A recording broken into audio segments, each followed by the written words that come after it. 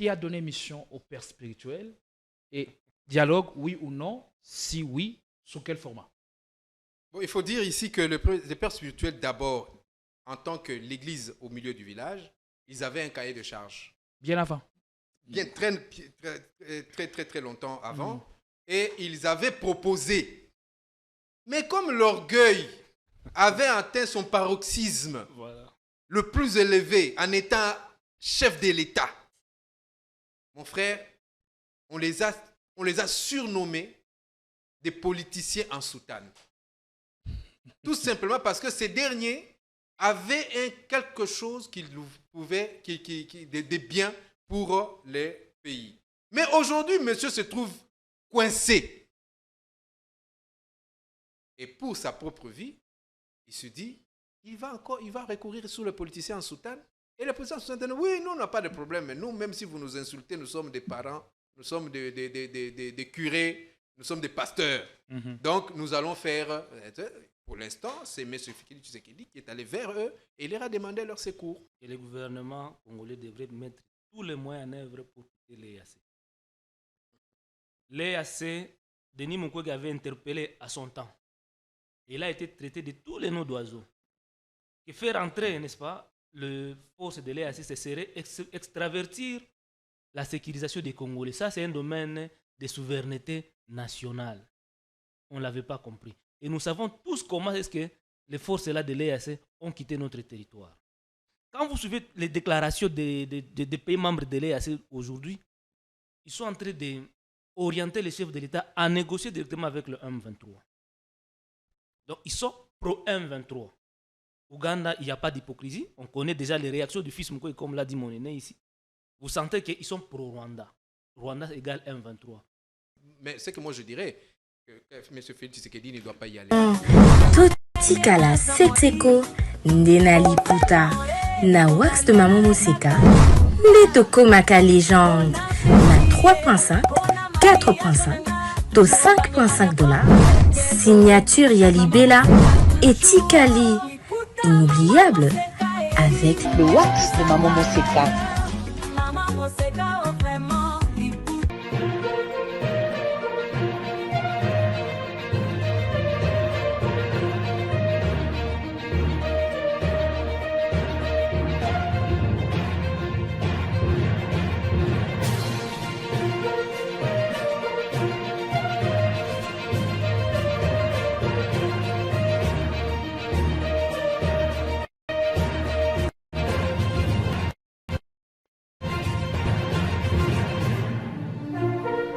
Quelques heures après l'audition du responsable de la maison militaire par le Conseil national de sécurité, CNES, le conseiller en matière de sécurité du président de la République, le professeur Jean-Louis Sambo, a aussi sauté. Et c'est l'ancien ministre en charge du numérique, Ebérandé Kolongele, qui vient en remplacement du professeur Essambo. Une cure sans complaisance. Jusqu'où le chef de l'État compte-t-il aller dans ce réaménagement? Selon une source bien introduite à la cité de l'OIA, d'autres changements ou réaménagements sont attendus dans les heures qui viennent avant le déplacement du chef de l'État pour prendre part à la réunion convoquée par l'EAC la SADC en Tanzanie, dans la ville d'Arusha. On reviendra largement sur l'actualité, et tout ceci intervient dans un contexte de crise après le contrôle de la ville de Goma par le militaire du M23 et beaucoup d'actualités. On parlera également du plan de sortie de crise proposé par le père spirituel des églises protestantes et catholiques. Faut-il privilégier les dialogues à l'interne ou y associer aussi le M23 ou l'AFC, le Corneille Nangaa? Allez, on a le plaisir de recevoir en ce jour, sur ce plateau, des figures. Marius Moubalama, qui nous retrouve après un temps d'absence prolongée. Comment allez-vous? Bienvenue. Merci beaucoup, M. Gédéon, pour l'invitation. Nous sommes là. Ça a toujours été un plaisir de partager, de participer à ces beaux plateaux, n'est-ce pas, des communicants. Permettez-moi de saluer ceux qui seront en train de nous suivre en ce moment, mais également à mon co-débatteur avec qui nous allons partager ces bons moments républicains. Je rappelle que vous êtes mukwegiste.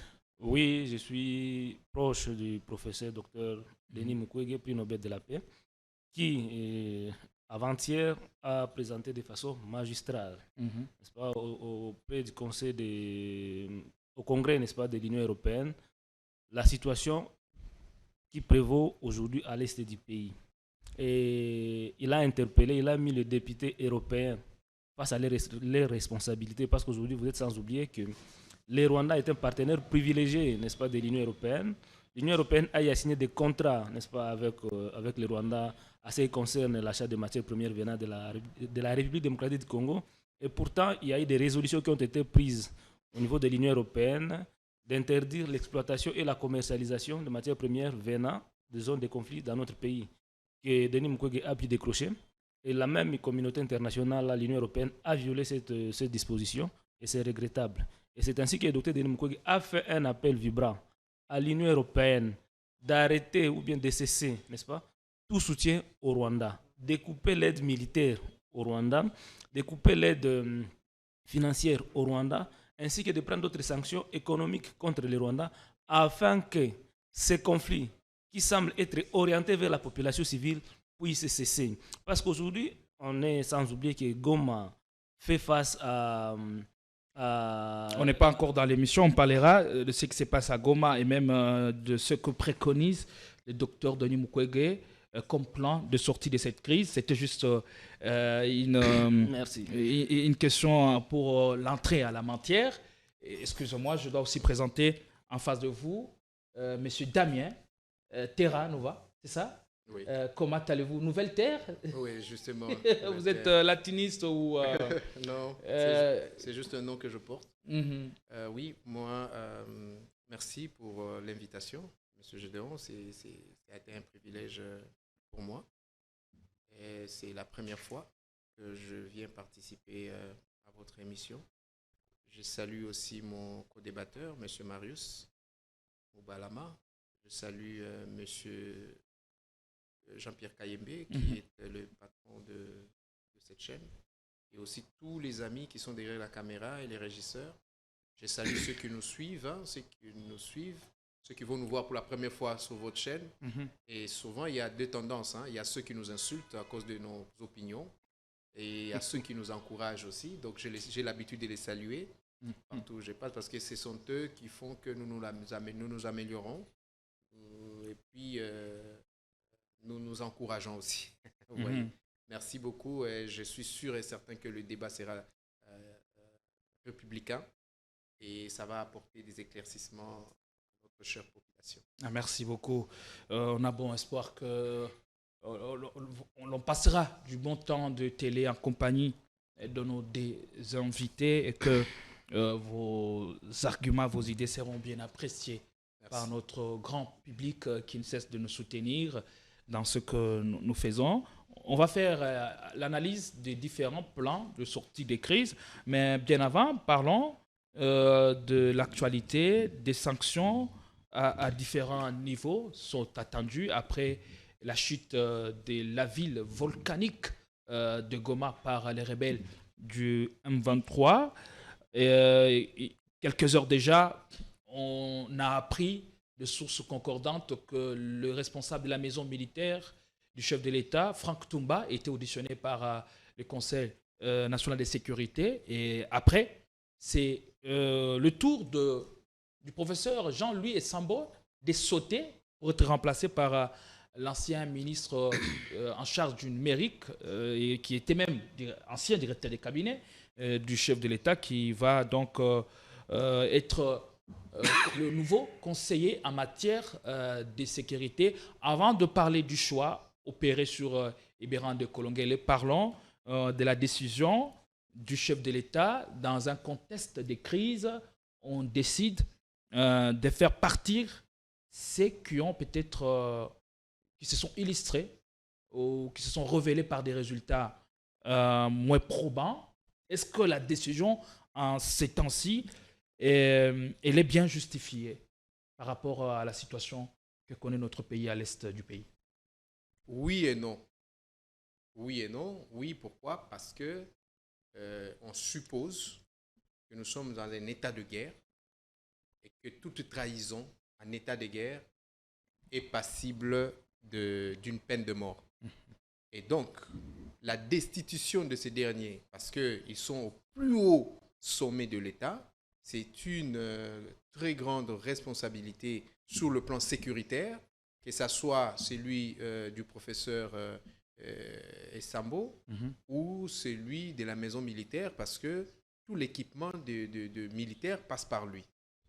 Passe par lui. Je ne sais pas pourquoi est-ce que c'est comme ça chez nous au Congo, mais je pense que c'est parce que c'est comme ça, et parce que ça passe par lui, il doit y répondre. Voyez? Parce que là, nous apprenons tout, hein? Même les mercenaires, les nombres de mercenaires déclarés, ce n'est pas les nombres de mercenaires trouvés sur place.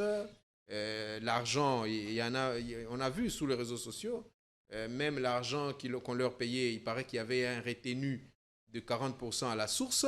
Hein? Et tout ça, ça fait partie de la démobilisation des troupes au front. Et même, il aurait dit, hein, ces messieurs-là, a dit que c'est ce qui a fait qu'ils n'ont pas voulu combattre. Les mercenaires roumains. Oui, les mercenaires roumains, oui. Ouais, il a dit que c'est ce qui a fait qu'ils n'ont pas voulu combattre. Donc voilà, vous voyez, des choses comme ça en temps de guerre, ça ne se passe pas.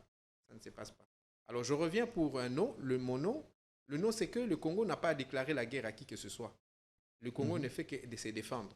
Okay. Vous voyez, donc on n'est pas en temps de guerre, c'est-à-dire qu'il n'y a pas un régime spécial. Parce que lorsque vous entrez dans le temps de guerre, on vous soumet sous ce qu'on appelle un régime spécial. Alors, nous ne sommes pas en temps de guerre. En tout cas, notre gouvernement n'a pas déclaré la guerre à qui que ce soit. Nous ne faisons que nous défendre. Et donc, je crois que c'est d'une manière classique que cette permutation s'est passée.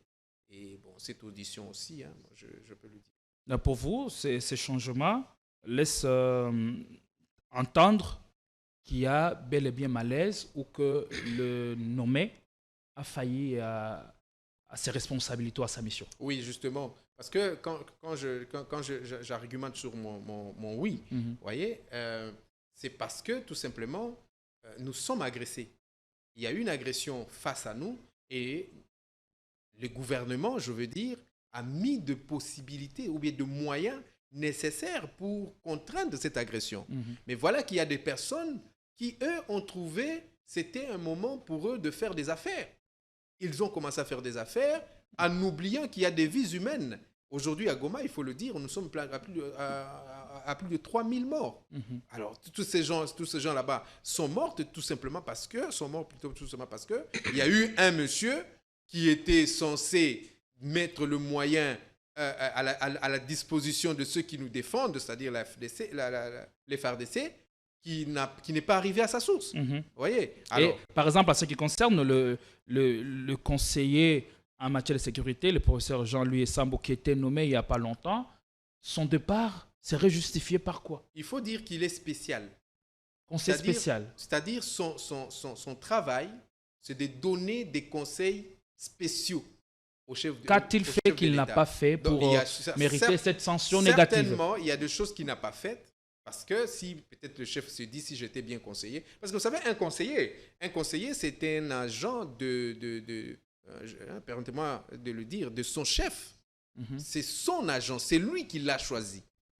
Vous voyez? Alors, il l'a choisi pour des besoins évidents, notamment de lui donner une orientation sur un problème donné. Mais si ce dernier n'est pas à la hauteur et que le président s'est rendu compte qu'il a été mal conseillé ou qu'il a été mal orienté, c'est tout à fait normal qu'il puisse les mettre de côté. Ou alors, comme chez nous, il y a du budget partout, on ne sait pas ce qui s'est passé. Peut-être que dans les jours qui viennent, On en saura un peu plus. L'avenir nous donnera certaines informations, qui en tout cas à mon niveau, moi je n'ai pas. C'est que il est tout à fait logique et des routines pour un chef d'échanger des conseillers comme il veut. Est-ce que quand on parle de collaborateurs du chef, leur rendement, ils n'arrivent pas à répondre comme il le faut à la mission qui leur est dévolue, est-ce qu'il n'y a-t-il pas lieu de remettre en question le leadership de celui qui les nomme? Justement, c'est là que je voulais que vous en arriviez. Il y a un sérieux problème. Vous savez, dans un cabinet, les conseillers qui sont là n'apportent que ce qu'on leur demande. Et assez souvent aussi, chez nous et partout ailleurs, un conseiller peut apporter ce qu'il pense être bon, mais qui est réfuté par son chef. Ici, les responsabilités sont partagées. Les responsabilités sont partagées. Donc, vous avez d'un côté les responsabilités du conseiller spécial et aussi de l'autre côté, vous avez les responsabilités du chef. Mais comme c'est le chef qui nomme le conseiller spécial, alors il peut le révoquer à tout moment. Ah ben voilà. Il peut avoir le conseiller... et puis, il faut dire encore, monsieur Gédéon, nous sommes en temps de guerre. Même si on ne le déclare pas. Nous sommes agressés. Il y a une armée étrangère sur notre sol. Donc, il faut que vous mettiez des personnes habilitées comme conseillers. Moi, j'aurais pensé, parce que d'ailleurs, vous l'avez dit, qu'on ne parle pas de la qualité, mais moi, j'aurais voulu que M. Félix Tshisekedi, en changeant le professeur Essambo, que ça ne soit pas seulement parce qu'il y a eu de problèmes en amont, mais que ça soit plutôt par la qualité de conseil qui est reçu par ces derniers. Pourquoi? Parce que lui, c'est un civil, un professeur, un technocrate, mais là, on a besoin d'un technocrate militaire, un homme de guerre, c'est-à-dire un breveté d'état-major. Un breveté d'état-major, c'est-à-dire un monsieur qui a appris l'art de la guerre. Ce sont ce genre de personnes que nous avons, qu'il aurait eu, dont il a besoin aujourd'hui pour sa bonne gouvernance et gagner la guerre. Mais bon, il s'en prend au professeur Essambo, mais je pense que ce n'est pas de la faute du professeur Essambo sur le plan technique des choses. Merci beaucoup. Marius Mbalama, vous avez suivi Damien qui a donné son point de vue sur le réménagement au niveau du cabinet présidentiel. Franck Toumba auditionné, Jean-Louis Essambo qui est parti et c'est Ebérand de Kolongel qui vient en son remplacement. D'abord, parlant du profil du professeur Jean-Louis Essambo, pensez-vous que c'était l'homme qu'il faut, à la place qu'il faut? Merci beaucoup. Mon aîné, Damien Terra, a tout dit. Il a été éloquent dans ce qu'il a avancé comme argument. Il faut reconnaître déjà que lorsque le gouvernement souminois, parce que moi je vais remonter un peu plus loin, a été nommé, nous l'avions décrié, disant que c'était émaillé de beaucoup de populisme. Beaucoup de populisme, attention de tribalisme et consorts. Et ce qui fait tirer vers le bas l'efficacité de l'action du gouvernement. Monsieur, le professeur Essambo, c'est un technocrate, c'est un professeur d'université, routinier du droit. Et sur base de ça qu'il a été nommé? Mais sur le plan sécuritaire, il pèse combien sur la balance de la sécurité? En ce moment ici, parce que ce n'est pas aujourd'hui que nous sommes sous tension, notre pays est agressé. C'est presque depuis que le président Tshisekedi est au pouvoir que nous étions toujours en proie au conflit. Il devrait avoir des technocrates, comme l'a dit M. Terra ici, des routiniers de la guerre, de brevetés de l'état-major sur des questions purement sécuritaires. Et nous ne manquons pas l'expertise dans notre pays. Il y a plusieurs généraux de l'armée, de la police qui sont à la retraite aujourd'hui, qui sont au chômage, qui ont de la matière, qui ont des stratégies et qui sont patriotes, qui ont passé toute leur vie dans l'armée. Ils connaissent les conflits. Ils peuvent mettre leur expérience à contribution.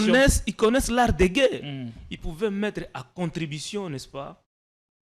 Ils pouvaient mettre à contribution leur talent pour que les chefs de l'État, à l'issue des conseils qui seront donnés, les chefs de l'État puissent prendre des mesures idoines en fait de nous aider à quitter ce cycle infernal de la guerre. Mais malheureusement, ce n'est pas le cas. Aujourd'hui, c'est Eberhard qui remplace le professeur Essambo. On parlera de son profil. Parlons d'abord de Jean-Louis Essambo, qui est parti. Est-ce que a-t-il été nommé sur base de quels critères? C'est ça la grande question. Et ça, moi, je l'ai connu à l'époque comme conseiller. Je crois directeur de cabinet, il s'appelait du président du Aubin Minakou. Et puis il a été au Sénat, je crois. À un moment donné, il a été révoqué au Sénat. Et c'est après que le président Seguet l'a récupéré comme son conseiller en matière de sécurité. Il est révoqué d'un côté, vous le récupérez de l'autre côté, alors que là où il était, il n'a pas apporté des résultats qu'on attendait de lui. Et dans les plans sécurité dans lesquels nous sommes aujourd'hui, jusque-là, il n'y a jamais eu de mesures, n'est-ce pas, nécessaires pour nous amener à quitter ces cycles ici. Ça veut dire que son rendement n'a pas été efficace. Voilà qu'aujourd'hui, le président, il se rend compte que non, il n'a pas un homme qu'il faut à son côté pour l'aider. Parce que le président, c'est un homme. Les actions qu'il pose viennent, n'est-ce pas, de ses conseils, des orientations. Lui, il finit par prendre la décision. S'il n'a pas de conseillers nécessaires à ses côtés, ouais, nous ne serons pas en train de trouver solution. Et comme l'a dit, comme ça a été dit ici, les responsabilités aussi viennent de la personne qui nomme. Depuis très longtemps, nous décrions la façon de faire au niveau de la présidence. Parce qu'il n'y a pas seulement le professeur Essambo. Dans tous les domaines, au niveau de la présidence, il y a défaillance. Si vous regardez sur le plan économique, sur le plan sécuritaire, sur le plan social, le chef de l'État a des conseils dans tous ces domaines-là. Mais qu'est-ce qui marche aujourd'hui au pays? Qu'est-ce qui marche aujourd'hui au pays? Et donc, le fait qu'on soit mal entouré tire vers le bas l'efficacité de l'action du gouvernement. Est-ce que des changements en ces temps-ci, est-ce que sont-ils opportuns? Est-ce que tous ces changements ne ralentissent pas, ne risquent pas de ralentir la machine? C'est ça le problème que nous avons dans notre pays. On ne sait pas anticiper. Parce que ceux qui arrivent, ils devront mesurer la température. C'est ça que je dis. S'imprégner de tous les dossiers avant de mettre leur talent ou leur expertise à contribution. Nous ne savons pas anticiper au phénomène. Nous, on réagit aux problèmes qui se posent. Alors qu'il y avait lié, n'est-ce pas, d'arrêter l'hémorragie avant que les causes ne soient pas aussi graves telles qu'elles sont en train de les vivre aujourd'hui. Ça veut dire que ceux qui sont là n'ont pas été à mesure de lire, n'est-ce pas, les signes qui montraient déjà les dangers à venir dans l'avenir.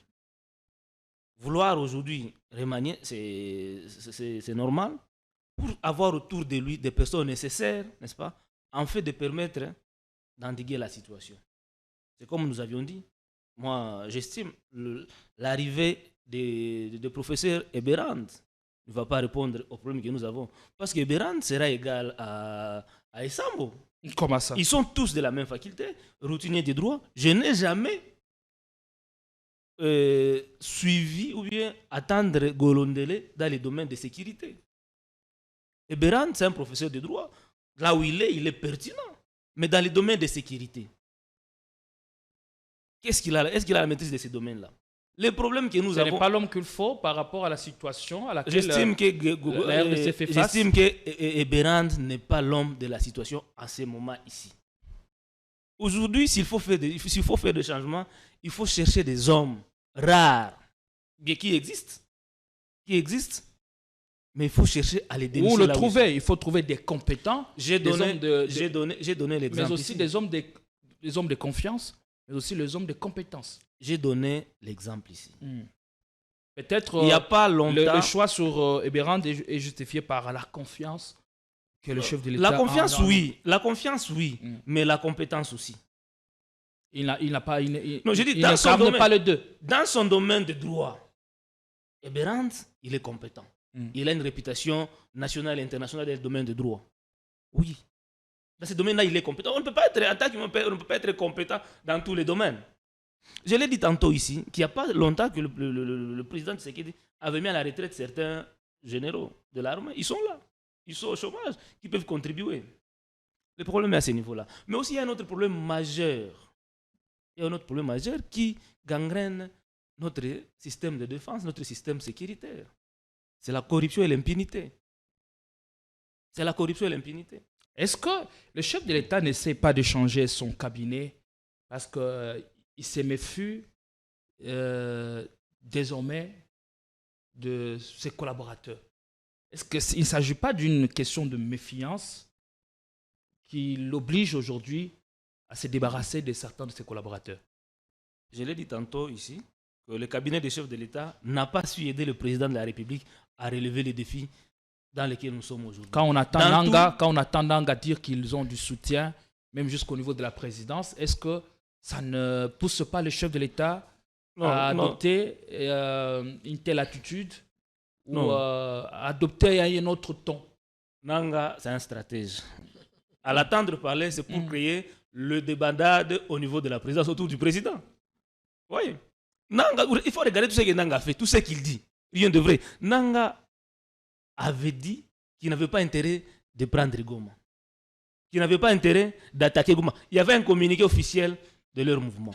Mais ils ont fini par prendre Goma. Ils ont fait un communiqué, je crois, il n'y a pas longtemps ici, qui n'ont pas tendance à aller vers Bukavu. Mais aujourd'hui, ils sont déjà à Nyabibou.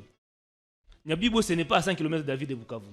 Pourquoi refuter tout ce que dit Corneille Nanga? Est-ce que ça ne doit pas nous appeler à la prudence plutôt que de tout refuter? Non, moi je n'ai pas... Parce que lorsqu'on parle de l'infiltration des ennemis de la République, ils sont partout. Je ne refute pas. Seulement qu'à ce moment ici, il cherche à créer le débat. C'est à ça qu'il a de jouer. Quand il crée le débat là-bas, on risque de prendre des décisions à la hâte, sous l'émotion. Or, tout ce qui vient de l'émotion n'est pas toujours efficace. C'est là qu'il y a aussi les problèmes. Mais le problème ici, que nous sommes en train de vivre aujourd'hui, serait évité si au moins les chefs de l'État prenaient en considération les alertes venant des autres Congolais. Parce que le docteur Denis Mukwege, il a fait plusieurs alertes. Ce n'était pas nécessaire de faire entrer sur notre territoire les contingents de l'EAC. L'EAC aujourd'hui est composé de pays qui nous agressent. Quand vous prenez le Rwanda, vous prenez l'Ouganda, vous prenez les attitudes ou bien les comportements du président William Ruto, tous leur tendance c'est le M23. Et ce sont ces gens-là qui sont en train de pousser les chefs de l'État à aller négocier directement avec le M23. Merci beaucoup. Le problème est à ce niveau-là. Et donc, si on sait un peu de remonter l'histoire, ou bien le processus de Luanda, vous allez vous rendre compte qu'il y a un risque dans le processus de Luanda de revenir sur les mauvaises décisions que le pays est en train de regretter aujourd'hui, le mixage et le brassage. On va évoquer cela. Monsieur Damien, vous avez 2 minutes pour répondre à la question. Est-ce que le nouveau conseiller en matière de sécurité, Ebérand Kolongele, il répond aux besoins de l'heure? Merci beaucoup pour la question, M. Gédéon.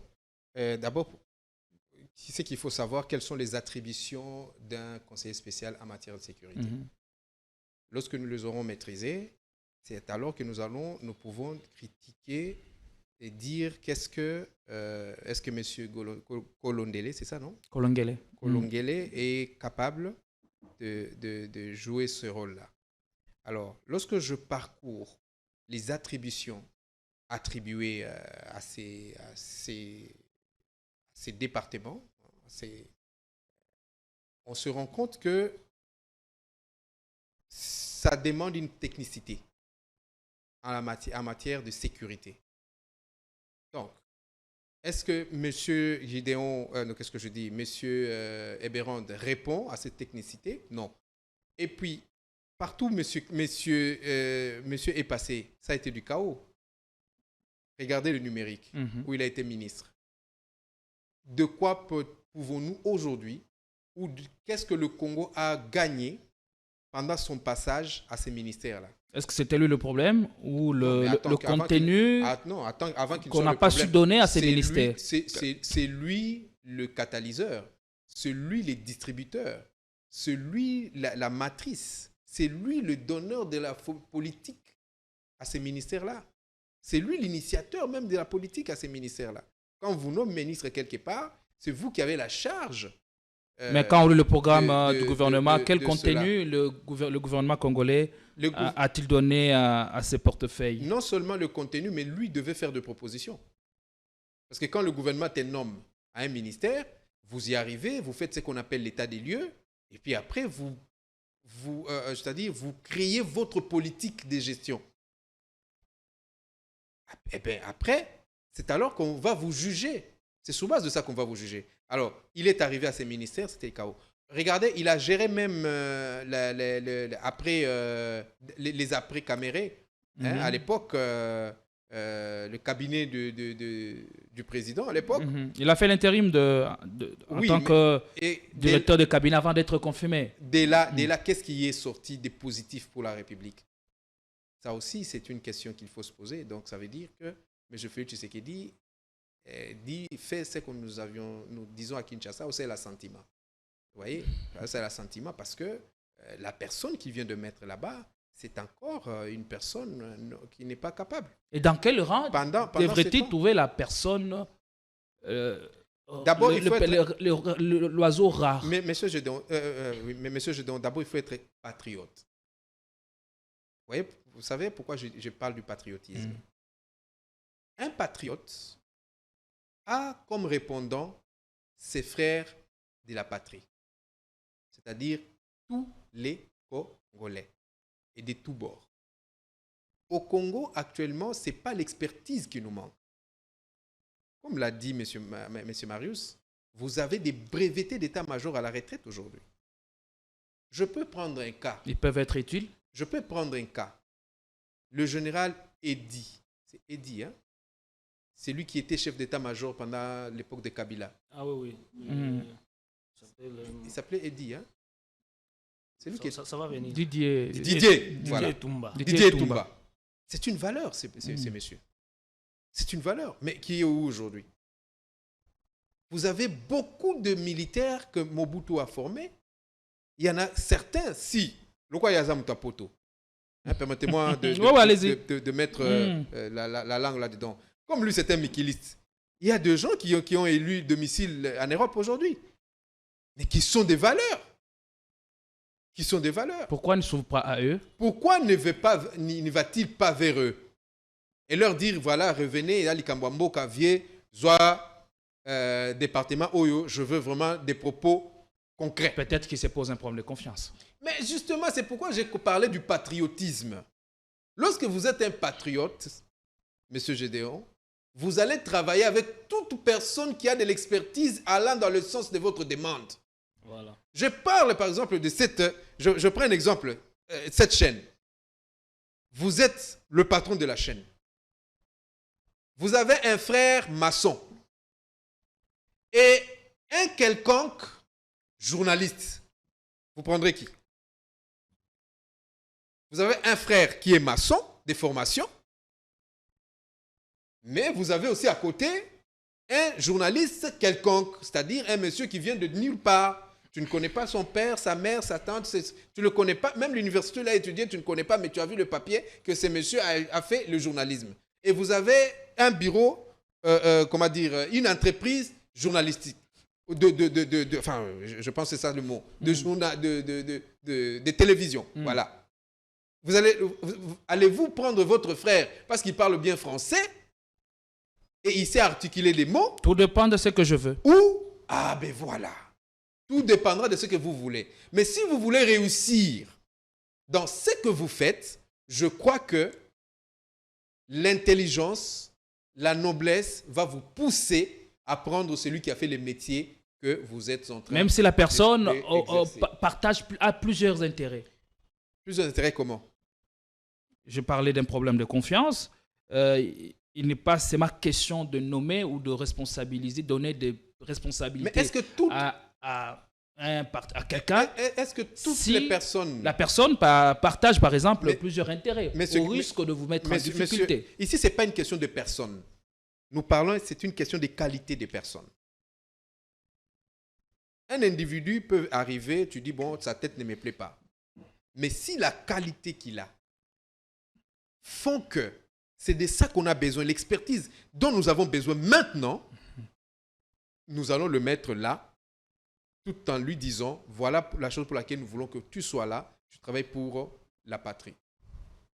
Et nous devons tous sauver la patrie. Si nous avons nos divergences, nous allons le voir après. Mais je fais confiance à ton travail, mais pas à toi, l'individu. Et c'est comme ça, en fait, qu'il faut être. Il faut être comme ça. On ne fait pas confiance à l'individu. Parce que lorsque vous faites confiance à l'individu, Monsieur Biamunda, c'est une confiance d'individu. C'est une confiance d'individu. Ce n'est pas une confiance des compétences. Vous voyez, même Monsieur Eberand, c'est une confiance d'individu et pas d'expertise.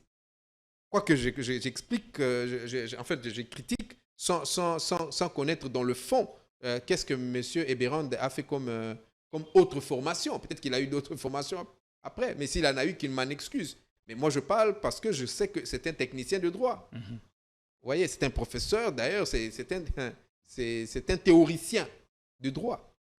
Vous voyez? Donc, moi, je parle, je ne vois pas des individus, mais je vois l'expertise que l'individu peut m'apporter ou peut apporter à la nation. Vous voyez? Et ça, c'est très important. Et je pense que tout Congolais, partout où il est, vous savez, monsieur Gédéon, d'où vient cette histoire de confiance en la personne? C'est de là, ça se tire, ou ça tire racine, ou ses origines, dans le clanisme, dans le tribalisme et dans le népotisme. Pas forcément, monsieur si. Damien. Pourquoi? Parce que je veux mettre la personne en qui j'ai confiance. Et la confiance n'a pas besoin de couleur. Écoutez, tu ne gères pas ou tribus. Non, mais écoutez, tu ne gères pas ta maison. C'est ça. Tu ne gères pas ta boutique. Tu ne gères pas ta boutique. C'est dans cette erreur-là que nous tombons ou nous trouvons 70% des personnes d'un seul coin linguistique. Dans un cabinet, par exemple. C'est ça les erreurs. Prenez les compétences. Jugez les compétences.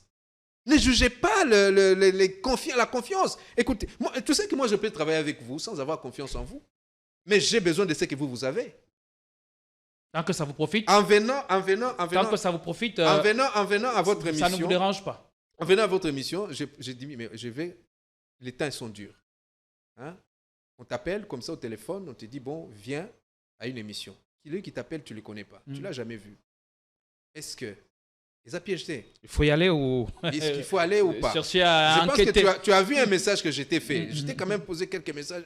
J'ai dit, mais je ne connais pas la personne. Jusqu'à ce que il y a quelqu'un qui m'a appelé. Et puis je lui dis, non, mais... Ah bien, non, vas-y. Okay. Quelqu'un me rassure, vas-y. Alors, je viens, pas parce que j'ai confiance en vous, mais tout simplement parce que je dois communiquer à la nation ce qu'ils veulent entendre.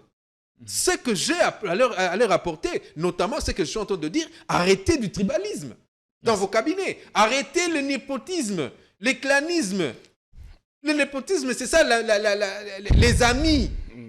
Dans des tas, en pareille situation, on doit pas voir dans un état comme celui-ci de guerre où nous sommes agressés, ou dans un état après, parce que c'est ce qui nous a apporté la médiocrité.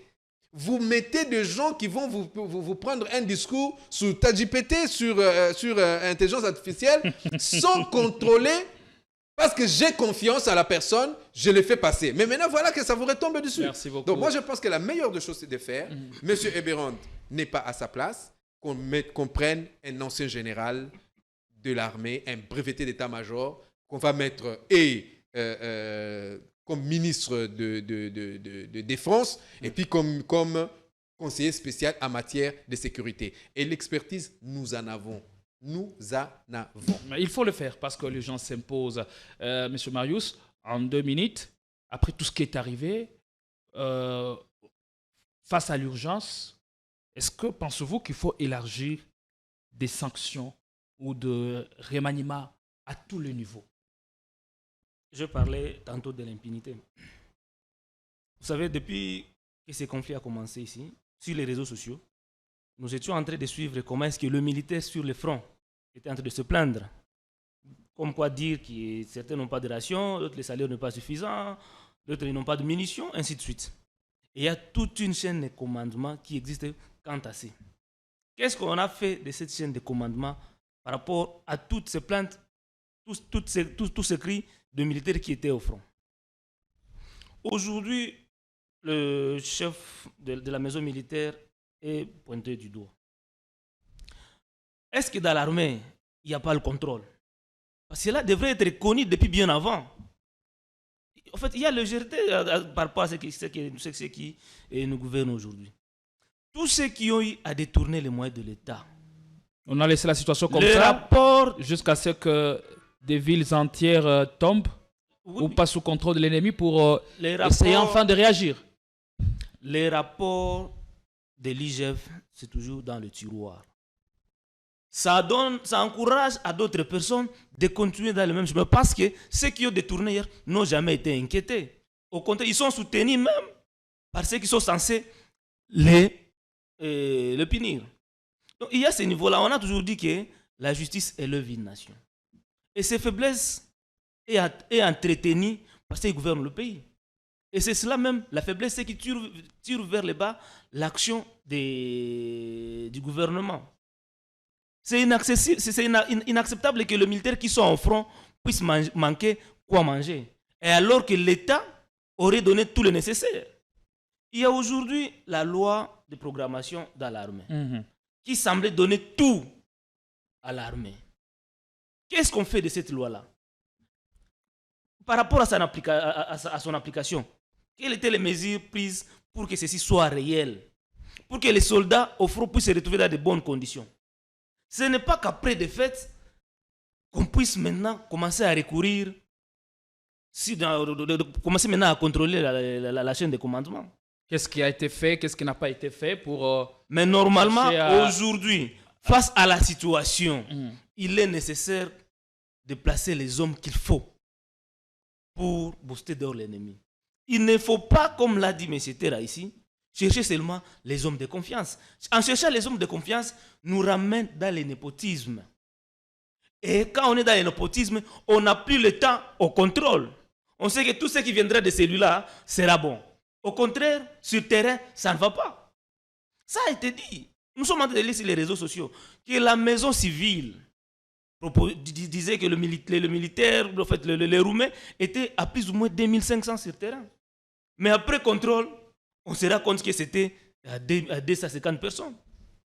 C'est nous sommes en train de lire sur les réseaux sociaux. Et toutes ces personnes ici étaient payées à hauteur de $8,000.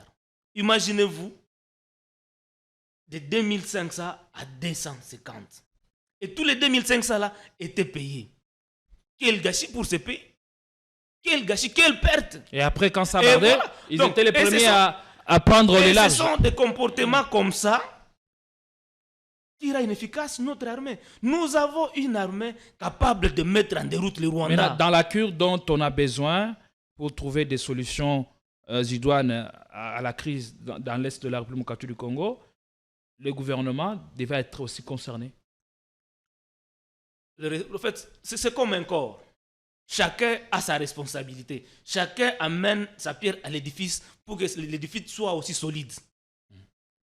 On devrait sentir dans le gouvernement, ceux qui sont au pouvoir, le ministre et consorts, l'efficacité d'aller l'action dans tous les domaines. À ce moment ici, le ministre de la Défense, il est presque inexistant. Il est presque inexistant. Vous pouvez vous imaginer qu'en ce moment ici, c'est le ministre sud-africain qui descend à Goma. Le ministre de la Défense, en plus une dame. Le nôtre, il est là. Le ministre de la Jeunesse de notre pays, on ne l'a jamais entendu par rapport à cette situation ici. Le ministre de la solidarité humaine, parce que la crise humanitaire n'a pas commencé après que Goma soit dans la situation qu'elle est.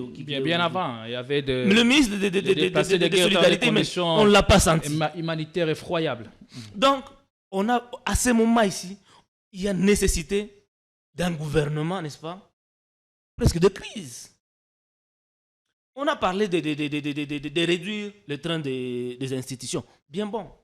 Mais il faut chercher un gouvernement, il faut chercher à ce moment-ci avoir un gouvernement très réduit. Et une réduction de combien encore faudra-t-il savoir? Le chef de l'État n'a pas été explicite dans son discours. Non, quand vous lisez les communiqués, j'ai suivi, on dit qu'on va juste voir, en ce qui concerne le frais de fonctionnement. Il y a déjà la Première ministre qui a lancé qui est maintenant sur le pas. Pardon? Après l'instruction du chef de l'État, la Première ministre qui est allée voir le chef de service de l'UGF, Gilles Alinguette, pour voir dans quelle mesure réduire sensiblement les trains de vie des institutions. Est-ce qu'on va y arriver ou c'est... Monsieur, je l'ai dit juste tantôt, je l'ai dit tantôt ici. Du cosmétique qu'on va... Je l'ai dit tantôt ici. Gilles Alinguette fait du bon travail et produit des rapports après des enquêtes bien faites par des professionnels. Mais tous les rapports de Gilles Alinguette, c'est où? Ça finit dans les tiroirs. Ça finit dans les tiroirs. On doit éviter tout ce qui est cosmétique et passer à l'action. Passer à l'action. Tous ceux qui sont cités en ce moment ici, dans les détournements, dans les trahisons, nous sommes pendant la guerre, même si la guerre n'est pas déclarée. On devrait les voir tous répondre à ces responsabilités. Et des sanctions fortes pour effrayer tous ceux qui pouvaient tomber dans ces arts de train de vie des institutions était la chose ou la décision à prendre, la meilleure décision à prendre dans des pareils moments. Ça, c'est l'émotion. Si ce n'était pas l'émotion, cette décision-là serait prise depuis très longtemps. Je me rappelle à un moment donné, ça fait même débat à l'Assemblée nationale avec le député Sessanga, qui demandait à ce que le train de vie soit réduit. Quelle est la réponse qu'il a eue pendant la campagne? Que le 21 000 qu'on donnait à un député était insuffisant et que les députés avaient pour mission sur terrain, n'est-ce pas, Yakokunda Bibembe, d'assister les personnes. Le 21 000 était insuffisant. C'est ce qu'on nous avait, c'était ça la réponse qui a été donnée, messieurs les journalistes. Allez. Donc aujourd'hui, il faut aller plus loin, être concret. Il faut combattre l'impunité. Il faut combattre les détournements. Ce sont ces genres de problèmes, nous l'avions dit. Ça, c'était notre offre politique pendant la campagne. Mettre fin aux vices. Ce sont ces antivaleurs-là qui tirent vers le bas l'action ou bien l'efficacité de nos armées sur terrain. Merci. Et ce sont ces éléments-là qui, même au niveau, à l'international, ça fait que nous ne sommes pas respectés. Allez, on va passer à autre chose. Je crois que tout est clair sur cette question. On va suivre le dossier des prêts. Si d'autres sanctions négatives vont tomber contre le collaborateur du chef de l'État et même voir dans quelle mesure élargir ces remaniements jusqu'au niveau du gouvernement, oui, c'est possible parce que les gens s'imposent et il faut agir avec des technocrates, des gens qui ont le sens de la mesure, le sens de l'urgence. Allez, à présent, nous allons prendre le discours du président de l'Assemblée nationale en ouverture de la session extraordinaire dans cette chambre basse du Parlement. Il est revenu largement sur cette question sécuritaire dans l'Est de la République démocratique du Congo. On prend cet extrait de Vital Kamerhe et puis on revient sur ces plateaux pour en comprendre le contour. Honorables députés et chers collègues, sur le plan diplomatique, les efforts doivent se poursuivre pour trouver une issue pacifique au conflit. L'Assemblée nationale va accentuer la diplomatie parlementaire déjà engagée à travers les organisations auxquelles nous appartenons, telles que l'UIP et l'APF. Un plan spécifique sera élaboré dans le même sens vers les autres parlements amis pour porter la voix de notre pays et défendre la restauration durable de la paix. Ces démarches se fondent sur la convocation que le progrès économique et la conviction que le progrès économique et social de notre pays, de notre continent, j'allais dire, passe aussi par l'unité africaine. L'Afrique doit arrêter d'attaquer. Les Africains doivent s'abstenir d'endeuiller d'autres Africains. D'entre nous ne peut disposer. Vous savez d'abord combien est la détermination du président d'en découdre avec les adversaires. Mais quand il vous dit maintenant, je voudrais que vous m'apportiez des contributions sur le volet diplomatique et politique. Il faut qu'on vous fasse un dessin. Le président veut épargner des vies humaines. Nous voulons frapper les agresseurs parce qu'ils sont passés derrière et il y a des puissances là où ils sont faibles. Nous continuons cette guerre comme ça, à gauche, à droite. Nous allons, puisque le temps ne joue pas en notre faveur. Peut-être dans mon discours introductif, vous n'avez pas compris. Nous sommes devant un complot où on veut la balkanisation de la République démocratique du Congo. Et si nous passons notre temps à parler ici, nous allons nous réveiller. Voilà. Les officiels congolais ne semblent pas y mettre sur la même longueur d'onde. Est-ce tout le monde comprend la situation qui sévit dans l'Est de la RDC de la même manière? Après la riposte rigoureuse promise par le chef de l'État, Vital Kamerhe parle de la diplomatie parlementaire et de la diplomatie, même au niveau du gouvernement, pour essayer de récupérer les territoires sous contrôle de l'ennemi, dit-il, par souci pour le chef de l'État d'épargner des vies humaines. Marius Mbalama, pendant 1 minute, que retenir? Est-ce que allons-nous vers une riposte rigoureuse ou ce sera par des négociations après le discours de Vital Kamerhe? Oui, monsieur le journaliste, merci. Mais je note ici que toutes les guerres que j'ai connues finissent toujours par des négociations. Ça veut dire que la diplomatie, en ce moment ici, est très importante. Mais je voudrais un peu schématiser les conflits que nous avons aujourd'hui et montrer l'inefficacité, n'est-ce pas, de la voie du processus de Luanda par lequel tous, n'est-ce pas, les acteurs aujourd'hui sont en train de nous pousser et la nécessité de l'accord cadre d'Addis Abeba pour la paix, la sécurité et la coopération régionale. Aujourd'hui, il y a un conflit qui se dessine de façon triangulaire où nous avons la victime que nous sommes, il y a aussi le voleur qui est le Rwanda et le receleur, la communauté internationale, donc à travers les entreprises multinationales qui achètent, n'est-ce pas, le matière première à travers le voleur qui est le Rwanda. Le receleur ici, il pousse le victime à négocier avec le voleur. Alors que ce receleur, il donne les moyens nécessaires au voleur pour qu'il continue à menacer la victime. Alors qu'il est possible que la victime puisse, n'est-ce pas, amener le receleur ici sur la table de négociation et lui dire qu'il est possible d'avoir accès, n'est-ce pas, à ce dont vous avez besoin dans notre pays à travers le système qu'on appelle gagnant-gagnant, sans qu'il y ait perte de vie dans notre pays. Parce qu'aujourd'hui, vous devez savoir que les conflits que nous avons, c'est un conflit purement économique, où les entreprises multinationales ont besoin... Cela n'a jamais été fait? Ça n'a jamais été fait. Généralement, quand vous regardez les conflits... Mais on a essayé de ramener Kagame sur ce terrain, mais il n'a pas compris le chose. C'est ça le problème. Le problème est que nous sommes focalisés sur la personne de Kagame, sur le Rwanda. On a ignoré, n'est-ce pas, les soutiens qui sont derrière lui. On a ignoré les soutiens qui sont derrière lui. Kagame, il suit les dictats, n'est-ce pas, de la communauté internationale, des entreprises multinationales. Donc c'est avec eux qu'il faut parler. C'est avec eux qu'il faut négocier. C'est ainsi que Dr Denis Mukwege, en ce moment ici, il est dans la logique de la conférence internationale pour la paix qui pourra déboucher, n'est-ce pas, à ce qu'on appelle Business for Peace.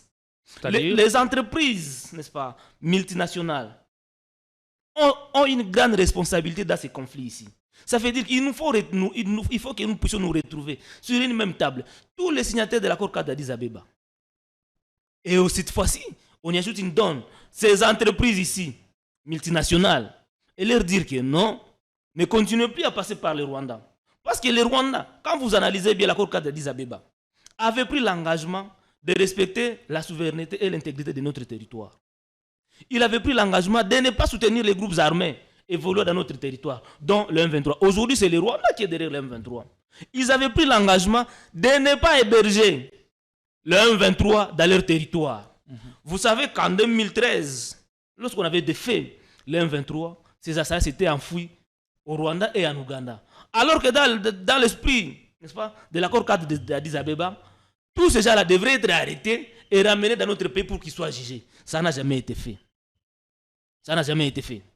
Et donc, aujourd'hui, la logique du processus de Luanda va dans le sens de négocier avec le M23. Or, le M23 a un cahier de charge qu'aucun Congolais aujourd'hui ne peut digérer. Quand vous suivez le discours de Nanga, c'est un discours nuisible contre les intérêts de notre pays. Alors, c'est ainsi que le Dr Denis Mukwege avait recommandé au gouvernement de tout faire pour revenir sur l'accord cadre d'Addis Abeba. C'est un soubassement nécessaire pour qu'on ait la paix. Et c'est là durable. Pour l'heure, que devons-nous faire? Il faut riposter, frapper l'ennemi ou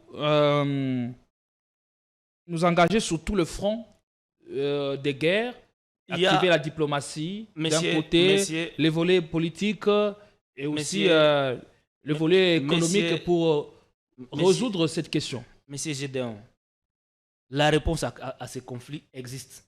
Il l'a dit, Dr Denis Mukwege. Il faut demander à la communauté internationale, à l'Union européenne, je l'ai dit ici, d'arrêter d'apporter les soutiens, l'aide militaire au Rwanda, d'arrêter des soutiens économiques au Rwanda et de prendre des sanctions fortes contre ce pays. Et ce pays-là n'aura pas les moyens nécessaires. Donc l'Union européenne, la communauté internationale doit quitter dans des paroles vaines. Ça, c'est ce qui pourrait être fait à paix. Mais pour l'instant, il y a des villes qui sont sous contrôle de l'ennemi, les cas de la ville de Goma et d'autres territoires. Mais comment le récupérer? Le chef de l'État a parlé d'une riposte rigoureuse, mais Vital Kamerhe parle de la diplomatie et la préservation des vies humaines. En venant d'ici, j'étais en train de suivre le Conseil des droits de l'homme qui se passe à Genève. Tout le monde est unanime que le Rwanda doit arrêter l'avancement sur le territoire congolais. Ça veut dire que si la communauté internationale, l'Union européenne, prend des décisions concrètes, le Rwanda sera stoppé. Alors, sur le plan interne, il est des droits de tout pays. Ça, on ne peut pas le rappeler au gouvernement congolais de se défendre quand vous êtes menacé. Mais seulement, comme nous l'avions dit tantôt ici, il y a certains comportements à l'interne qui tirent vers le bas l'efficacité de l'action du gouvernement. À Addis Abeba, les gouvernements congolais, parce qu'il n'y a pas seulement que le Rwanda qui a pris les engagements. Nous aussi, nous avons pris les engagements. Nous avons pris l'engagement, n'est-ce pas, d'établir l'autorité de l'État sur toute l'étendue de notre pays. Partout là où le M23 était en train de passer, l'État était presque inexistant.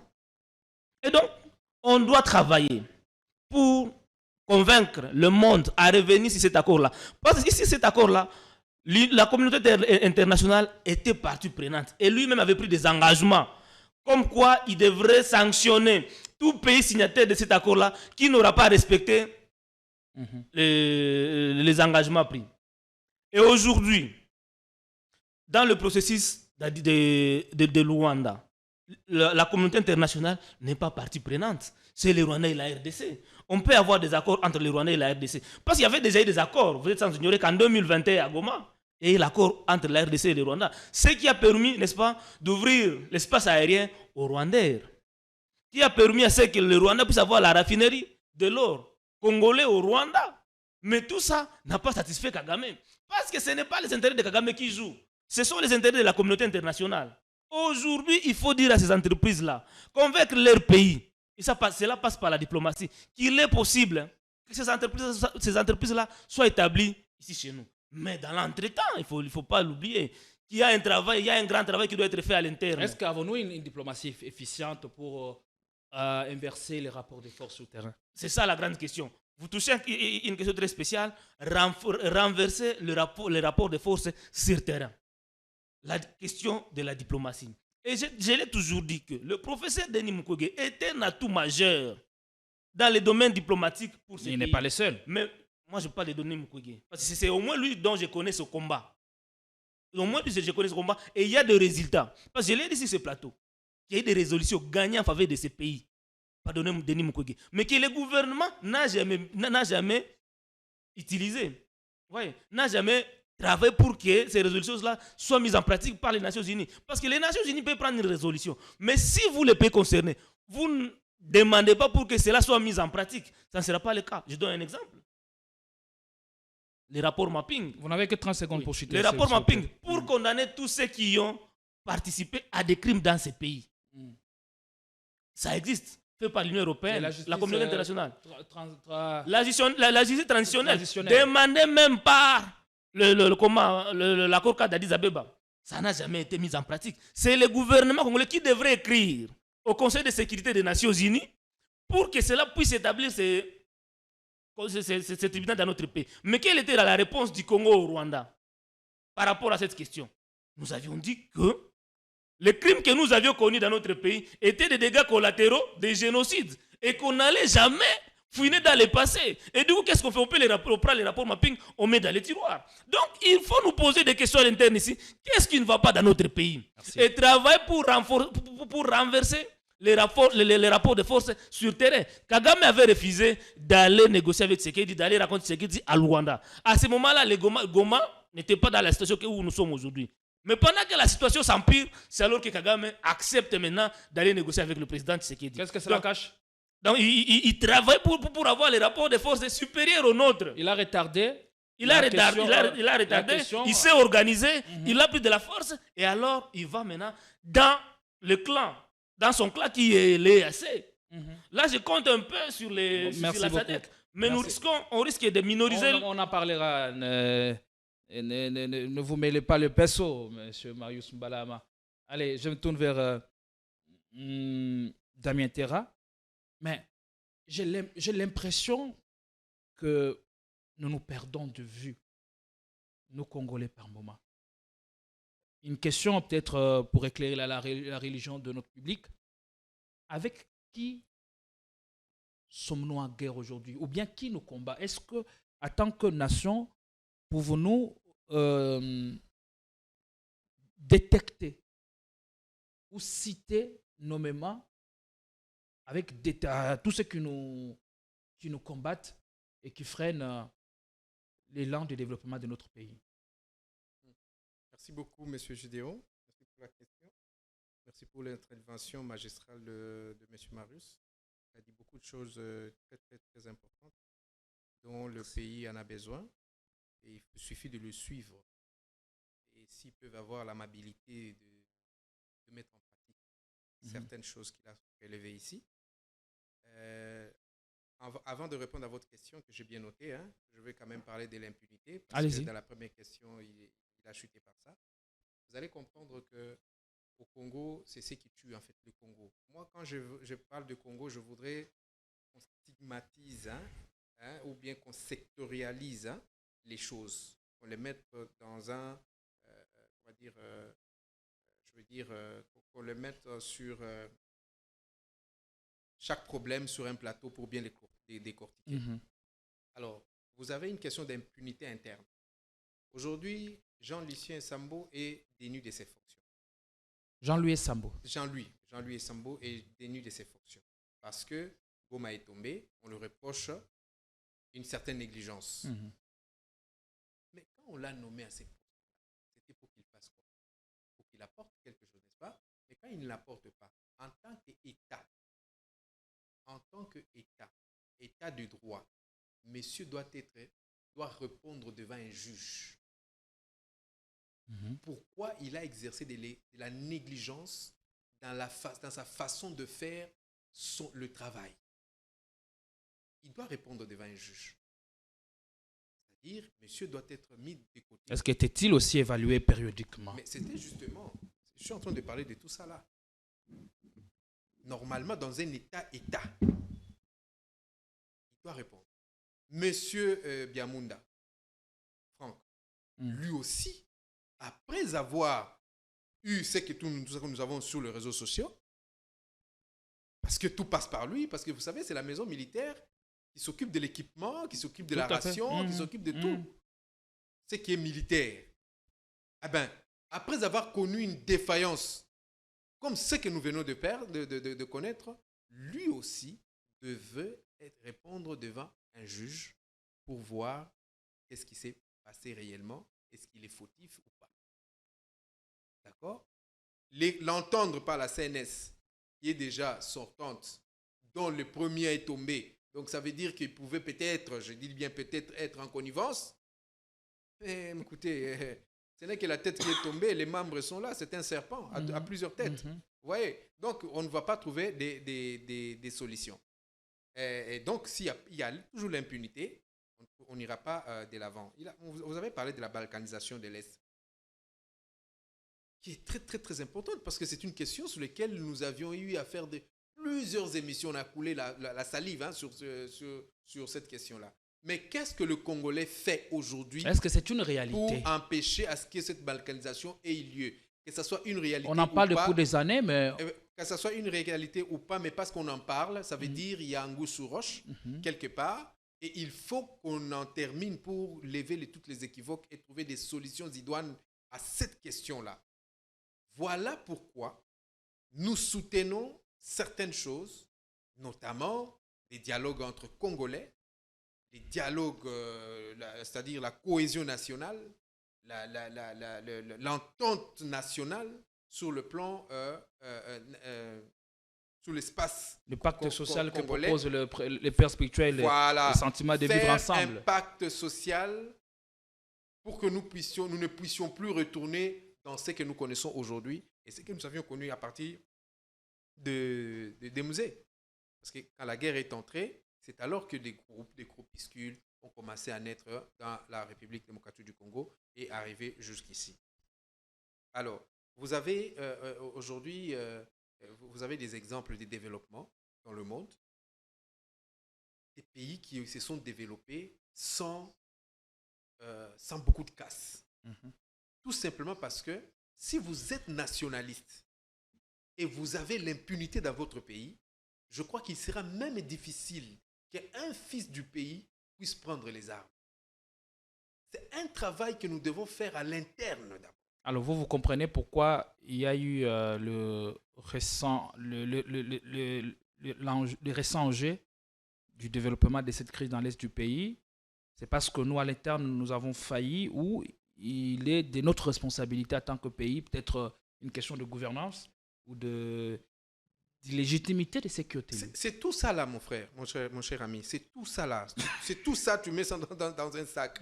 Ça dit, il y a un problème de gestion de la chose publique, il y a un problème sur les relations entre le gouvernant et les gouvernés. Hein, vous voyez tout ça. Parce qu'aujourd'hui, je prends l'aspect Nanga, qui pourtant était avec M. Félix Tshisekedi. C'est lui qui l'a proclamé. C'est lui qui a dit de lui qu'il était président. C'est lui qui l'a même appelé. Ils ont même eu à échanger entre eux. Vous voyez? Et aujourd'hui, c'est lui qui prend les armes contre ce dernier. Mais malheureusement, pour la République, ce n'est pas ces derniers qui tombent sous le bal, mais c'est la pauvre population. 3000 personnes qui meurent. Tout simplement parce que Nanga, dans ses sentiments de rejeter, a trouvé qu'il devait prendre les armes. Mais ce n'est pas Tshisekedi qui contre Tshisekedi. Il prend les armes contre la nation. Contre la nation, contre la population. De la même manière que Nanga, je veux qu'il m'écoute, que nous ne sommes pas tous bêtes. Si lui, aujourd'hui, peut tenir une conférence en disant que Tshisekedi n'a pas réussi, c'est moi qui l'ai proclamé. Donc, il a trahi la République. Premièrement. Deuxièmement, il prend les armes pour tuer plus de 4000, 5000 personnes déjà qui sont tombées. Mais écoutez, il vient d'où? Il vient où? Nous, ici, à qui on ne va pas le recevoir? Je suis désolé. Parce que c'est un traître. Il nous trahit, il nous a trahis plusieurs fois. Et de l'autre côté, si cela était vrai, M. Félix Tshisekedi qui accepte un pot de vin, parce que ça, c'est une corruption.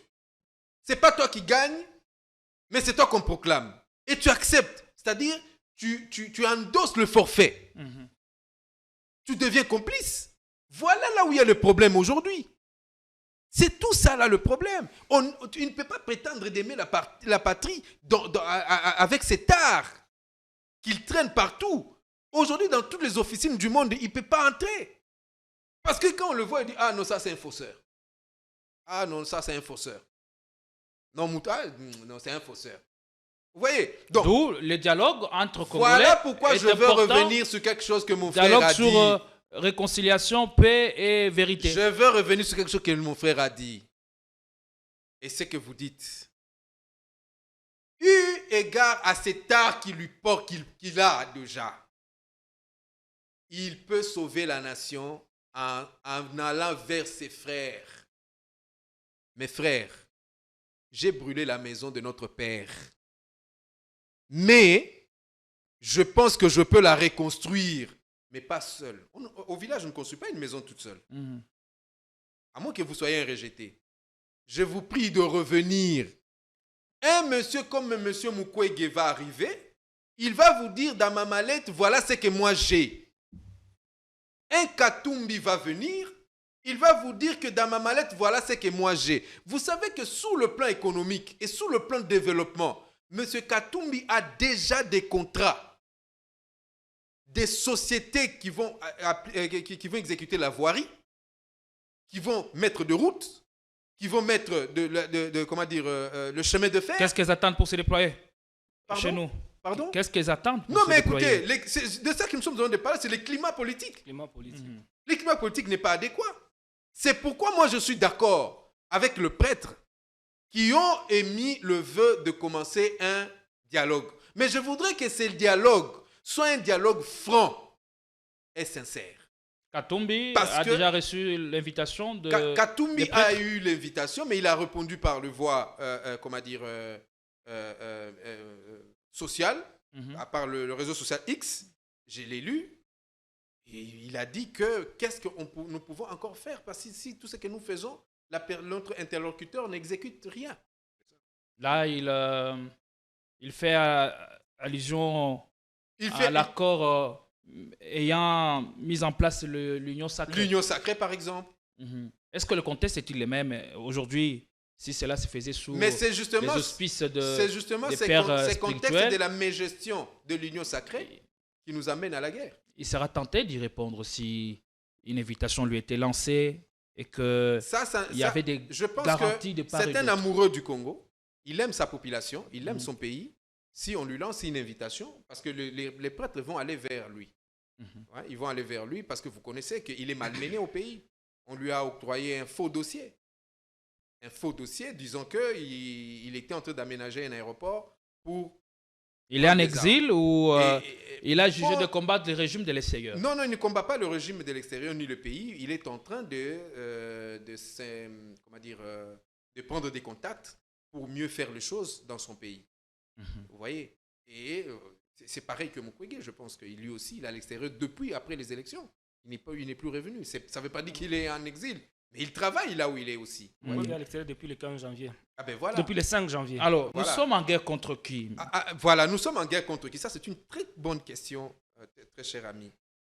Nous sommes en guerre contre, nous l'avons dit ici, les multinationales. Et Kagame, c'est leur homme de confiance. Il est le seul? Pour l'instant. Dans ce complot, comme l'a dit Kamere. Pour l'instant, il est le seul. L'Ouganda est-il dédouané? Non, l'Ouganda, lui, il a ses intérêts à lui. Il profite de la faiblesse. Donc ce ne sont pas les mêmes agendas. Ce ne sont pas les mêmes agendas. L'Ouganda, lui, il a des intérêts à lui. Mais pourquoi ici on a l'impression de dédouaner l'Ouganda? Avec des carrés miniers lui octroyés, lui donnés par le gouvernement ici, qu'il est en train d'exploiter du côté Ituri et autres. Vous voyez? Donc lui, d'ailleurs, il fait chaud, il fait chaud ou froid. Hein? Il souffle le chaud et le froid. Voilà, il souffle les deux. Tantôt il est avec vous, tantôt il n'est pas avec vous. Tantôt c'est le fils de Museveni qui fait des déclarations. Tantôt, mais vous voyez, et c'est nous qui allons s'écourber vers eux. Cela résulte de quoi, justement? Et aujourd'hui, s'il vous plaît, avant de répondre, aujourd'hui, nous Congolais, nous intellectuels congolais, nous devons parler avec notre ennemi commun. Ce n'est pas Kagame, ni le Rwanda, mais ce sont ces multinationales qui nous font cette guerre. Mais le Congo, aimant par Dieu lui-même, a mis des potentiels et des personnes providentielles, comme on les appelle. Vous avez un Mukwege qui peut frapper à la porte du roi de Belge et le roi lui ouvre la porte grandement, sans diplomatie. Vous avez un Mukwege qui peut aller voir le roi britannique et ce dernier va le recevoir. qui peut appeler au téléphone un de Bulls et les de Bulls vont les recevoir. Qui peut appeler au téléphone un Rockefeller va les recevoir. Il n'y a pas que Kagame qui a un carnet d'adresse costaud. Mais justement, les fils du pays en ont aussi. Justement, la République démocratique aussi en a, chers Congolais, où vous retrouvez. Vous trouvez. Et je vais chuter avec une bassesse en fait qui s'est dit sur la toile, mais je ne le dis pas maintenant. Je vais d'abord continuer mon raisonnement. Vous avez un Katumbi qui a un carnet d'adresses économique assez muscleux et valable. Un réseau relationnel très élargi. Un réseau incontournable. Ces gens là-bas, vous avez un Katumbi dit, mon cher, Lukana Okimia na makambo ma minéré wana, parce que toi tu es là-dedans depuis plusieurs années. Il va aller frapper à des portes comme comme comment ça s'appelle encore cette famille des Américains là qui étaient dans les diamants ici dans le temps. Voilà. Il y a des familles comme ça. Gettler. Pardon? Gettler. Non, Gettler c'est un petit. Donc ces gens là-bas, ce sont des gens. D'ailleurs, Moïse ne coopère même pas. Regardez les appétits. Écoutez, excusez-moi, nous sommes à la télévision. Là, je m'exprime comme un Robino on dit depuis que le ministre a bien petit, petit. Ça c'est juste. Voilà. Excusez-moi pour ça. Mais je suis en train de dire qu'il y a des ténors en économie mondiale avec qui interagissent avec Katumbi. Donc, Félix peut faire cela. Et je suis sûr que c'est là le travail que Kabila a commencé. C'est de réunir tous ces potentiels-là pour le pays et les amener, les chers frères. Parlons la République. Et vous allez voir que toutes ces personnes qui ont de carnet d'adresse, parce que mon frère, il y a un truc que vous ne dites pas, vous les journalistes. Le Congo ici, c'était un bien d'une personne. Et cette personne l'a acquise. Le roi Léopold II. Et cette personne, il faut le dire, l'a acquise par achat. Mbongo. Il a acheté ça, ici chez nous. Or, il faut tout le nous devons parler de ça parce que c'est là où vient notre malheur. Nous qui sommes cette génération, nous avons été hypothéqués par des gens. Bateka. Vous voyez? Et pour que nous puissions nous en sortir, nous devons amener cette thématique-là sur la table et parler de ça. C'est pourquoi nous parlons de dialogue. Nous allons avoir plusieurs dialogues dans ces pays. Nous devons parler de ça. Donc, je suis en train de dire, vous prenez ces intelligences, vous les mettez ensemble. Alors, et puis, vous allez ressortir des solutions. Il y a ceux-là qui vont s'occuper de la politique. Il y a ceux-là qui vont s'occuper de l'économie. Il y a ceux-là qui vont s'occuper des questions militaires. Il y a ceux-là, il y a ceux-là. Quand vous regardez autre chose, après les élections, pendant les élections, vous avez eu des gens comme le docteur Mukwege qui avait un projet de société musclé. Ce n'était pas de grandes lignes, comme avec l'Union sacrée. Lui, il vous a dit, il vous a même fait la proposition de la résolution de la guerre. Vous avez Katumbi qui en avait un qui était musclé aussi.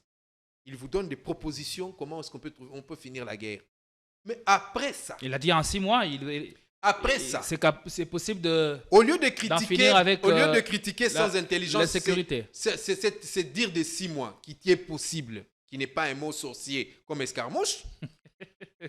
Nous pouvions, il pouvait réunir ces intelligences et dire, mes frères, venez à Soyono. Qu'est-ce qui s'est passé? Ou qu'est-ce que nous pouvons faire? Alors, comment ramener toutes les milieux internationales à prendre fait et cause pour la République démocratique du Congo? S'il vous plaît, en 1 minute, on n'a plus assez de temps. C'est ça. Parce que c'est vrai, la guerre qui nous est imposée, c'est à cause des ressources naturelles dont la République démocratique du Congo dispose à foison. Mais ces minéraux ne font pas le bonheur du peuple congolais. Alors, devons-nous tous leur céder ou trouver une politique pouvant permettre de lénifier les tensions qu'il y a dans différentes provinces? Je vais poser juste une question aux téléspectateurs. Quelque chose qui ne vous appartient pas, comment vous voulez jouir d'un Vous avez dit qu'on était, la RDC était hypothéquée. Donc, il y a ces problèmes-là. C'est-à-dire quoi? Vous savez, j'ai suivi M. Félix Tshisekedi dans une interview qui date, où il est en train de dire, nous devons nous entendre, parce que si on ne fait pas ça, il y a des gens derrière qui veulent venir au Congo, ils veulent balkaniser le Congo, ils vont créer des groupes armés par-ci, par-là, nous allons devenir comme l'Haïti et tout ça, et tout ça, et tout ça. Mais il avait raison. Il avait raison. Ou je veux dire, cette raison encore est à jour. Nous devons nous entendre. Voilà pourquoi je soutiens ce dialogue avec les prêtres. Ça doit être, en tout cas, que les prêtres continuent. Nous devons nous entendre sur cette question-là. Parce que si on ne fait pas ça, on va aller vaille-que. Merci beaucoup. Un dialogue, sous quel format? On n'a plus assez de temps. En 1 minute, le dialogue, sous quel format pour nous tirer d'affaire? Permettez-moi d'abord, juste pour 3 secondes, revenir sur ce que mon aîné a dit. Là, par rapport à la question que vous avez posée, qu'est-ce qu'il faut pour que le minerai puisse nous bénéficier? La première des choses, il ne faut pas seulement voir les autres. N'allez plus dans les détails, on n'a plus assez de temps. Non, c'est un problème. Il faut commencer par assainir le climat des affaires à l'interne ici. La rétrocommission, c'est une bêtise qu'on a tenté à un moment donné soutenir. Quelqu'un qui vient investir $1 milliard et puis vous lui demandez 20% de $1 milliard, c'est en termes de millions de dollars. Il y a aujourd'hui Denis Mukwege parle de business for peace. C'est pour amener tous ces multinationales-là à coopérer directement avec les Congos. Ils ont une lourde responsabilité pour éviter à ce que nos populations continuent à mourir. Comment coopérer directement avec le Congo? Quelle garantie ou quel avantage auront-ils à partir du moment où ils coopèrent directement avec le Congo qui n'ont pas eu avec en coopérant via le Rwanda? Je dis ceci. Via le Rwanda, c'est un commerce illicite. Ils doivent passer par les armes, par la violation des droits de l'homme, en utilisant la violation comme arme de guerre. Ils doivent voler. Pourquoi ils ne coopèrent pas directement avec le Congo? C'est parce qu'ils savent qu'ils perdraient beaucoup en entrant par la grande porte. C'est au Congo, vous ne voulez pas lire. Un investisseur sérieux, avant de venir au Congo, il y a des indicateurs qu'il étudie d'abord. La corruption au Congo est très élevée. Oui. Donc, j'ai parlé de l'assainissement du climat des affaires. Oui, ce sont des éléments-là qu'on regarde. L'impunité au pays. C'est la corruption qui pousse les multinationales à contacter ou à passer par le Rwanda pour. Il y a un problème sérieux qu'il faut mettre, faire. Permet basse sur nos minéraux. Je parlais de business for peace. C'est pour le mettre à confiance. Dans une opération gagnant-gagnant. La RDC gagne et le monde aussi gagne. C'est possible. Et dans le pacte pour la paix de la CENCO, que nous soutenons avec mon aîné ici, on en a fait signe. Il faut qu'on établisse, il faut qu'une conférence internationale pour la paix soit établie pour la RDC, afin que tout ce monde-là, parce qu'il faut faire attention, il y a aussi la Fédération des entreprises du Congo qui n'a jamais pris part à des négociations. Elle aussi doit être invitée. Parce qu'il n'y a pas seulement que les Rwandais qui font le commerce illicite des minerais chez nous. Il y a aussi des Congolais qui ont aussi fait les autochtones. Oui, qui sont aussi dans ce cercle-là. Donc, on doit les aussi expatriés aussi qui sont sur les sites miniers et qui opèrent en toute illégalité. On doit aussi les associer pour que le commerce des minerais soit licite. Le dialogue, il est nécessaire. Tous les Congolais doivent être nivelés au même niveau par rapport aux problèmes que nous avons au pays et trouver les solutions au même niveau. Dialogue sur quel format? Les Congolais. Je parle des Congolais. Comme déjà la CENCO l'a proposé, nous sommes dedans, on est en train de suivre. Mukwege sera aussi consulté? Il ne faudrait pas... Non, bien sûr. C'est une valeur refuge, après tout. C'est un leader incontournable et qui a des solutions durables pour que nous puissions quitter ce cycle ici infernal. Rassurez-vous que le docteur Denis Mukwege est fatigué. Depuis 1997, il ne fait que soigner les affres de ces guerres ici. C'est un homme. Il est fatigué. Il n'est plus content. Donc, il est fatigué de continuer à voir que les femmes soient utilisées comme armes de guerre.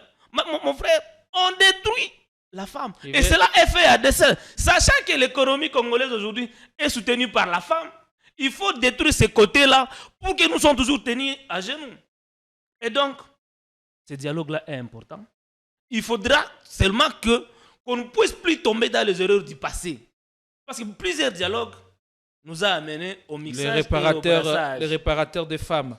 Il ne faudrait pas que le chef celui-ci... d'État lui a dit que le Congo n'est pas une femme qui a besoin de se réparer. Ça, ce sont des erreurs. Ce sont des erreurs C'est un orgueil stratégiques. enfantin. Ça, ce sont des erreurs. Ce sont des erreurs qu'il faudra éviter. Et je crois que le président de la République aujourd'hui est en train de corriger. Aller vers la Senco, demander à ce que d'autres Congolais viennent, je crois que c'était la sagesse. Et j'avais toujours crié sur différents plateaux où je passe qu'il était nécessaire que le chef de l'État raconte le digne fils du pays. Parce que ça ne se comprend pas. Tout ce que Denis Mukwege a monté pour la RDC, c'est les autres pays qui en bénéficient. Le plan pour la justice transitionnelle, c'est la Colombie qui est venue prendre ça.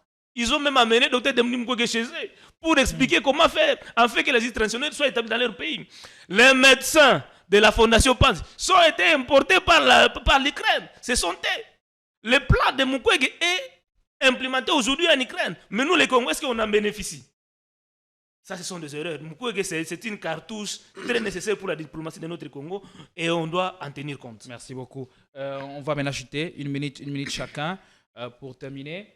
Des petites questions. Qui a donné mission au père spirituel? Et dialogue, oui ou non? Si oui, sous quel format? Bon, il faut dire ici que le père spirituel, d'abord, en tant que l'église au milieu du village, ils avaient un cahier de charges. Bien avant. Bien très longtemps avant. Et ils avaient proposé. Mais comme l'orgueil avait atteint son paroxysme le plus élevé en étant chef de l'État, mon frère, on les a surnommés des politiciens en soutane. Tout simplement parce que ces derniers avaient quelque chose qu'ils pouvaient, de bien pour les pays. Mais aujourd'hui, monsieur se trouve coincé. Et pour sa propre vie, il se dit, il va recourir sur le politicien en soutane. Et le politicien en soutane dit, oui, nous, on n'a pas de problème. Mais nous, même si vous nous insultez, nous sommes des parents, nous sommes des curés, nous sommes des pasteurs. Donc, nous allons faire... Pour l'instant, c'est M. Fikili Tshisekedi qui est allé vers eux et il leur a demandé leur secours. Et ces derniers, parce qu'ils aiment leur pays, ils savent que nous n'avons que ça, ils ont commencé à consulter. Donc, ils sont en train de consulter. Bientôt, ils vont donner leur... Et puis, ils ont fait quelque chose de très bien. Hein. Ils ont placé comme secrétaire exécutif, je crois, M. Didier Moumengi, qui est un chevronné en la matière. Hein.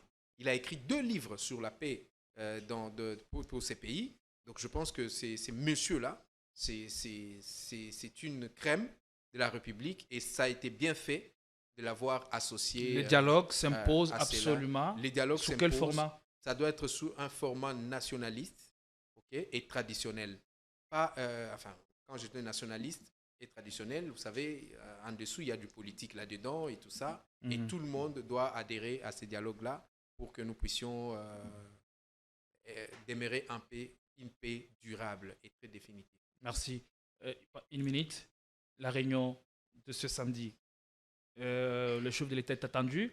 La présidence de la République a confirmé la participation de Félix Tshisekedi, de même que le service de Paul Kagame. Donc, les deux sont attendus demain à Arusha, dans le nord de la Tanzanie, cette ville qui a plus de 5000 habitants. À quoi aboutirait cette réunion convoquée conjointement par la SADC et l'EAC? Je l'ai dit tantôt ici, que le gouvernement congolais devrait mettre tous les moyens en œuvre pour quitter l'EAC. L'EAC, Denis Mukwege avait interpellé à son temps. Il a été traité de tous les noms d'oiseaux.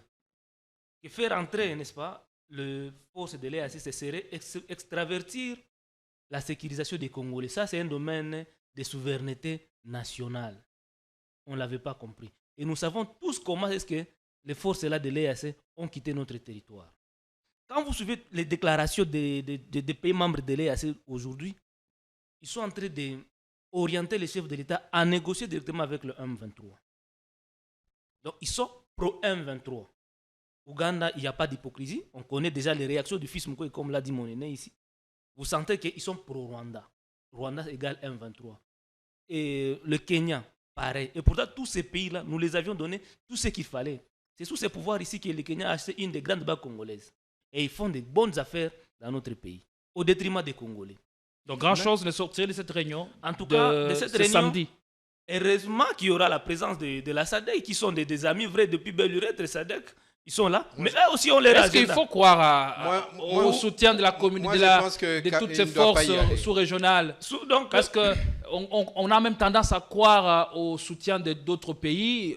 Ce matin, on apprend que le Malawi a décidé de retirer ses troupes dans l'est du pays. Voilà. Il doit se retirer. Le dialogue s'est lancé dans notre pays pour trouver d'abord des solutions congolaises. À Nairobi, le président Tshisekedi n'avait pas intérêt d'y aller. Comme le 15 décembre 2024, Kagame n'avait pas intérêt d'aller à Luanda. Et ça n'a pas... Avant de répondre à cette invitation, devions-nous d'abord nous unir ou commencer par un dialogue à l'interne? Non, le dialogue prend son bonhomme de chemin. La réunion, c'est pour demain. Demain, c'est samedi. Ici, le dialogue, il y a des gens qu'il faut consulter. Mais c'est que moi, je dirais que M. Félix Tshisekedi ne doit pas y aller parce qu'il n'y aura rien de nouveau. On va lui demander toujours, comme l'a dit... il doit faire ce que Kagame a fait l'autre fois. Marius, il doit négocier avec M23, il doit parler avec eux, un point barre. Est-ce que la situation à Goma actuellement ne les contraint pas? À faire quoi? À aller? À répondre? Non, mais il n'a qu'à envoyer d'autres personnes aller le représenter. Parce que vous savez, le déplacement d'un chef d'État, c'est de l'argent.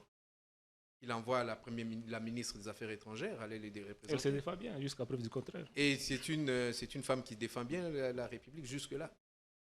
Même si elle n'est pas de père et de mère. Voilà, merci beaucoup. Monsieur le journaliste, la position de l'EAC est connue. Les récents sommets de l'EAC où Tshisekedi n'a pas participé, ils étaient dans leur communiqué, ils ont demandé au président Tshisekedi de négocier avec le M23. Il n'y aura pas de nouveau là-bas. Museveni l'a dit clairement, dialogue direct avec le M23. Non, ça veut dire qu'il n'y aura pas de nouveau là-bas, il n'y aura rien à attendre là-bas. Or, négocier avec le Rwanda, ça n'aura pas d'impact sur le plan international. Parce que, comme je l'ai dit, la communauté internationale, qui est le véritable bénéficiaire de cette guerre ici, ne sera pas sur la table. Merci beaucoup. On est arrivé à la fin de cette émission. Merci de votre participation, Marius Soumbalama. Je rappelle que vous êtes communicateur très proche du docteur prix Nobel de la paix, Denis Mukwege, et le réparateur de femmes. Merci d'avoir répondu à nos questions. De l'autre côté, on a eu le plaisir de recevoir pour une grande première sur ce plateau et ça va continuer, on l'espère. Monsieur Damien Terranova, vous êtes ensemble pour la République. Je suis Moïse Katumbi. Oui, je suis vice-président de l'UMAC. UMAC, allié. Non, UMAC, c'est un mouvement, une union de mouvements et associations katumbistes. Katumbistes, ok. Et nous sommes alliés, comme vous dites, ensemble pour la République. Merci beaucoup. Nous soutenons les actions de Moïse Katumbi, les actions positives de Moïse Katumbi. Lorsque la patrie est menacée, nous en devenons tous soldats. C'est l'une des phrases choc ayant ouvert la session extraordinaire à l'Assemblée nationale. Oui, nous faisons, en ce qui nous concerne, par ces canaux, nous faisons notre travail pour que la paix soit restaurée dans tout le foyer. Merci. Nous vous retrouvons dans un plus fort délai. Prenez soin de vous et bon week-end. Merci. À toutes et à tous. Merci.